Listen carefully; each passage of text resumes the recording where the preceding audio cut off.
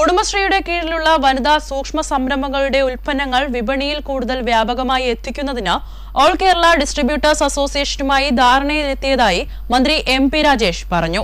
ഈ പദ്ധതിയിലൂടെ സംസ്ഥാനത്തുടനീളം കുടുംബശ്രീ ഉൽപ്പന്നങ്ങൾ ലഭ്യമാക്കാനാണ് ലക്ഷ്യമെന്ന് മന്ത്രി തിരുവനന്തപുരത്ത് വാർത്താസമ്മേളനത്തിൽ പറഞ്ഞു. ഇതിന് വിപണി കണ്ടെത്താൻ ഒരു വിപണന ശൃംഖല സൃഷ്ടിച്ചെടുക്കാൻ കുടുംബശ്രീ ഓൾ കേരള ഡിസ്ട്രിബ്യൂട്ടേഴ്സ് അസോസിയേഷനുമായി സഹകരിക്കാനും തീരുമാനിച്ചിരിക്കുകയാണ്.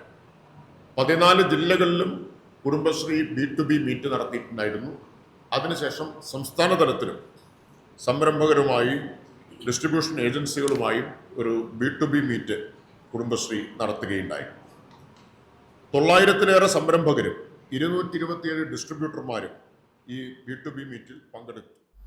14 ജില്ലകളിലായി സംഘടിപ്പിച്ച B2B മീറ്റുകളിൽ 900-ലധികം സംരംഭകരും 227 ഡിസ്ട്രിബ്യൂട്ടർമാരും പങ്കെടുത്തതായി മന്ത്രി പറഞ്ഞു. Kudumbashree executive director H. Dineshan, chief operating officer Naveen C എന്നിവരും വാർത്താസമ്മേളനത്തിൽ പങ്കെടുത്തു.